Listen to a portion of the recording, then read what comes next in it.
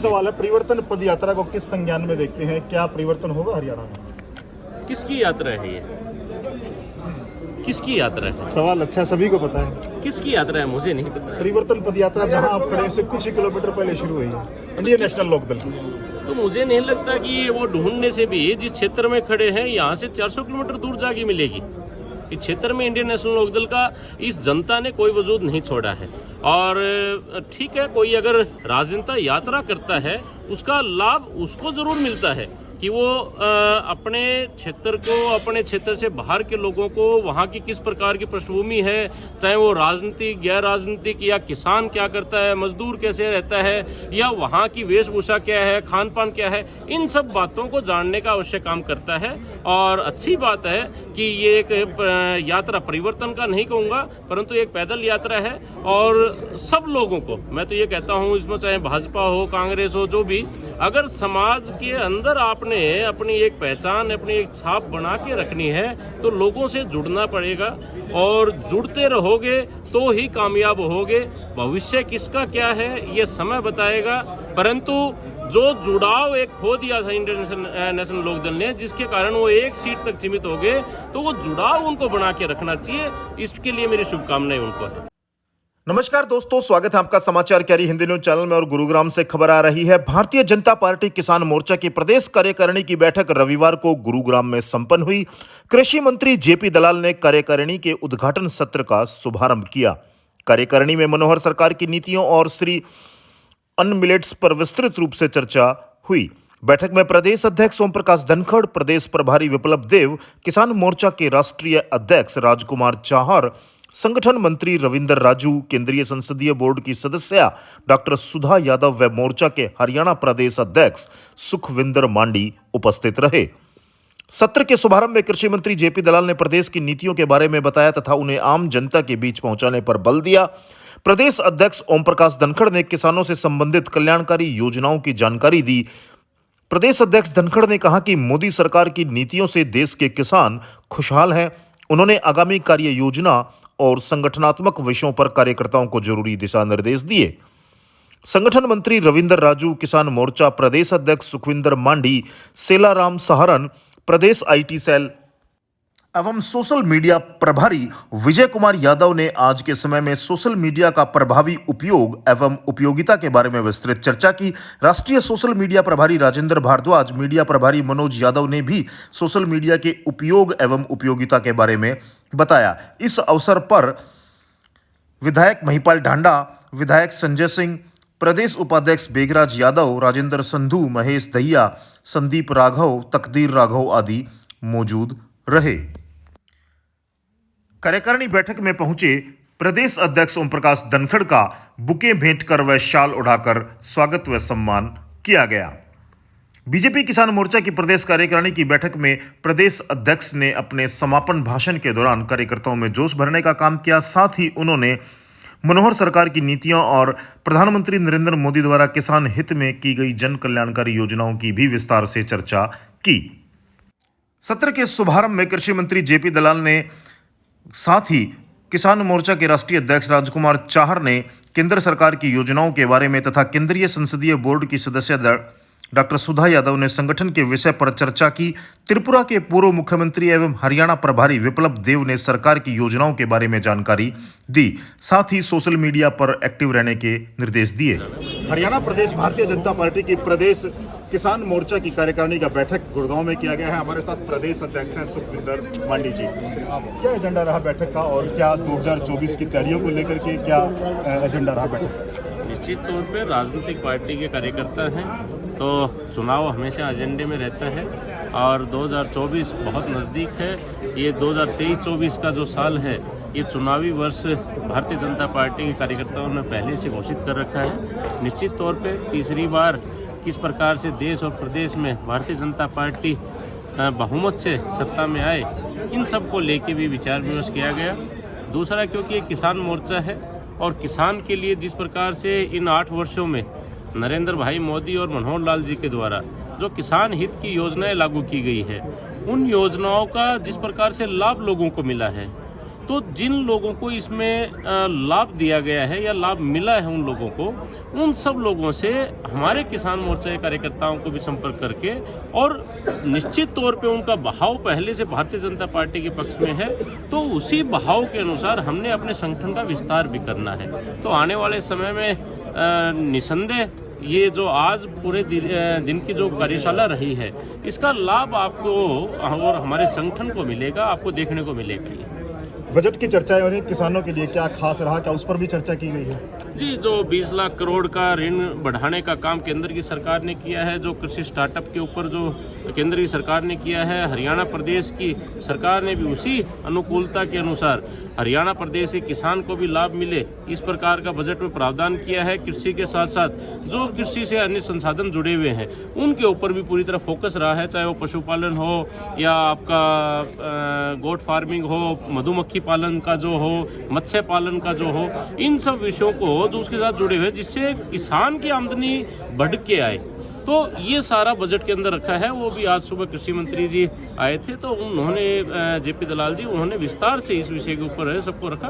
तो जितने काम इन 8 वर्षों में हुए हैं उन सब कामों के बारे में सरकार के द्वारा जो काम किए गए हैं वो, और हमने उन्हें बताया कि हमारे संगठन ने पिछले 1 वर्ष के दौरान हम अपना सफरनामा हमने पेश किया है कि हम कहां से कहां तक पहुंचे हैं। और अब ये जो चुनावी वर्ष है, इस चुनावी वर्ष में हमने अपनी रफ्तार को और बढ़ाने का काम करना है, ताकि हर एक किसान तक हमारे किसान मोर्चे का कार्यकर्ता अपनी पहुंच बनाने का काम करे।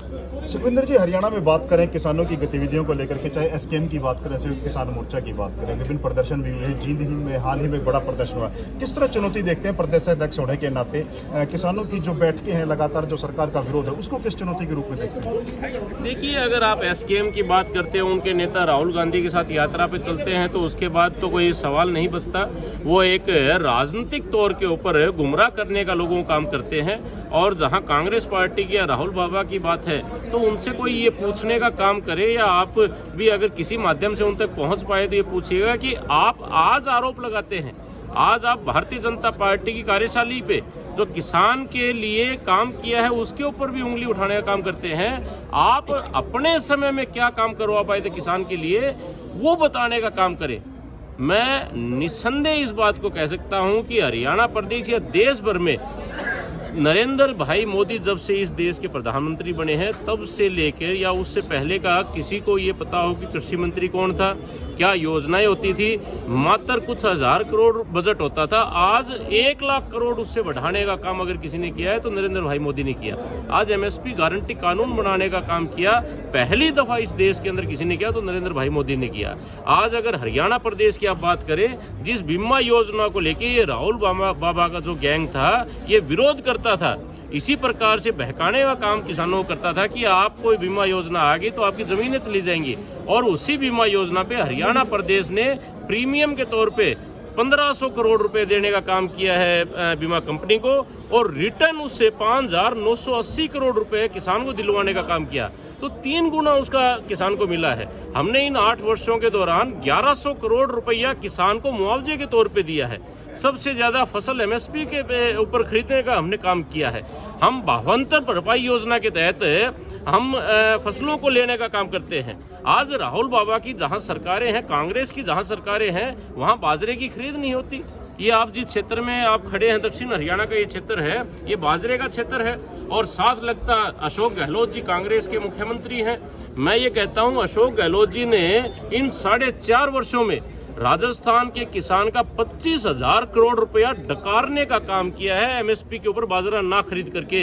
और भारतीय जनता पार्टी सरकार निरंतर जब से सरकार रही है, इस बाजरे के एक एक दाने को खरीद कर किसान को लाभ पहुंचाने का काम किया। तो निसंदेह ये एसकेएम की बात हो या ये जो कांग्रेस की बात हो, ये सब जो उल्टा पुल्टा एक समान, ये सारे एक थैली के चट्टे बट्टे हैं। और आज सिर्फ और सिर्फ भारतीय जनता पार्टी ने जो काम किए हैं, उन कामों के आधार पे अगर वोट मांगने का कोई काम कर सकता है तो सिर्फ ही पार्टी कर सकती है। अन्यथा किसी पार्टी में इतना दम नहीं है कि उन्होंने 60-70 साल राज किया और काम के बलबूते वोट मांगे। तो सिर्फ बहकाने का उनके पास रास्ता है, लोग बहकावे में नहीं आएंगे। चलिए, अंतिम सवाल है, परिवर्तन पद यात्रा को किस संज्ञान में देखते हैं? क्या परिवर्तन होगा हरियाणा में? किसकी यात्रा है ये? किसकी यात्रा है? सवाल अच्छा, सभी को पता है। किसकी यात्रा है मुझे नहीं पता। परिवर्तन पद यात्रा जहां आप खड़े हैं, उससे कुछ ही किलोमीटर पहले शुरू हुई है, इंडियन नेशनल लोकदल की। तो मुझे नहीं लगता कि वो ढूंढने से भी जिस क्षेत्र में खड़े हैं यहाँ से 400 किलोमीटर दूर जाके मिलेगी। इस क्षेत्र में इंडियन नेशनल लोकदल का इस जनता ने कोई वजूद नहीं छोड़ा है। और ठीक है, कोई अगर राजनेता यात्रा करता है उसका लाभ उसको जरूर मिलता है कि वो अपने क्षेत्र को, अपने क्षेत्र से बाहर के लोगों को, वहाँ की किस प्रकार की पृष्ठभूमि है, चाहे वो राजनीतिक, गैर राजनीतिक, या किसान क्या करता है, मजदूर कैसे रहता है, या वहाँ की वेशभूषा क्या है, खान पान क्या है, इन सब बातों को जानने का अवश्य काम करता है। और अच्छी बात है कि ये एक यात्रा परिवर्तन का नहीं कहूँगा, परंतु एक पैदल यात्रा है। और सब लोगों को मैं तो ये कहता हूँ, इसमें चाहे भाजपा हो, कांग्रेस हो, जो भी, अगर समाज के अंदर आपने अपनी एक पहचान, अपनी एक छाप बना के रखनी है तो लोगों से जुड़ना पड़ेगा। और जुड़ते रहोगे तो ही कामयाब होगे। भविष्य किसका क्या है ये समय बताएगा, परंतु जो जुड़ाव एक खो दिया था इंडियन नेशनल लोकदल ने, जिसके कारण वो एक सीट तक सीमित हो गए, तो वो जुड़ाव उनको बना के रखना चाहिए। इसके लिए मेरी शुभकामनाएं उनको है। चलिए, ये थे सुखविंदर मांडी जी, जिन्होंने आज प्रदेश कार्यकारिणी बैठक के माध्यम से किसान मोर्चा के तमाम जो जिला अध्यक्ष वो यहाँ पर मौजूद रहे। भारतीय जनता पार्टी के प्रदेश अध्यक्ष ओम प्रकाश धनखड़ जी के हाथों यहाँ पर समापन किया गया है और सुबह 9 बजे से शुरू हुआ ये सत्र अब देर रात समाप्ति की ओर है। और सुखविंदर मांडी जी ने कहा है कि 2024 के चुनाव में निश्चित तौर से किसान मोर्चा की भूमिका बड़ी महत्वपूर्ण रहने वाली है। ये देखने का विषय रहेगा इन बैठकों का असर कितना हरियाणा की राजनीति पर होता है, कितना कार्यकर्ता का मनोबल बढ़ पाता है, ये 2024 के विधानसभा चुनाव के बाद तय किया जाएगा। भारतीय जनता पार्टी की प्रदेश किसान मोर्चा की कार्यकारिणी बैठक का आयोजन किया गया है। हमारे साथ फूल सिंह खरब जी हैं। आज की बैठक में क्या रणनीति तय की गई है, क्या लोकसभा चुनाव की तैयारियां हैं, क्या बैठक का एजेंडा रहा? देखो, भारतीय जनता पार्टी के कार्यकर्ता हर टाइम चुनाव के मूड में रहते हैं। ये नहीं है कि चुनाव अभी सर पे आया है, ये तो 5 साल चुनाव के मूड में रहते हैं और चुनाव लड़ने की तैयारी हर टाइम करते रहते हैं। ये हमारी संगठन बैठक थी, कामकाजी बैठक थी, लेकिन चुनाव का कोई एजेंडा नहीं था। ये हर साल हमारी बैठक होती रहती है। उसी आयोजन में अपने कार्यकर्ता को, अपने जो प्रदेश के पदाधिकारी हैं, जिला के अध्यक्ष हैं, सबको एक प्रशिक्षण समझ लो आप इसमें, या अपने जो कामकाजी बैठक का जो तरीका है, जो अपने जिले तक पहुँचाना है, अपने बूथ तक पहुँचाना है, उसी के आधार पर ये प्रदेश कार्य समिति की गई है। और इसी के लक्ष्य में हमारे प्रदेश अध्यक्ष माननीय ओम प्रकाश धनखड़ जी ने, सुखविंदर मांडी जी ने बड़े विस्तार से हमारे सभी कार्यकर्ताओं को एक विषय पर, एक छोटे से छोटे मुद्दे पर कार्यकर्ताओं की क्या भूमिका रहनी चाहिए, उस आधार पर हमें समझाया है, हमें बताया है और आगे के दिशा निर्देश दिए। धन्यवाद। साथी हिमांशु के साथ समाचार कैरी के लिए संजय शर्मा की रिपोर्ट।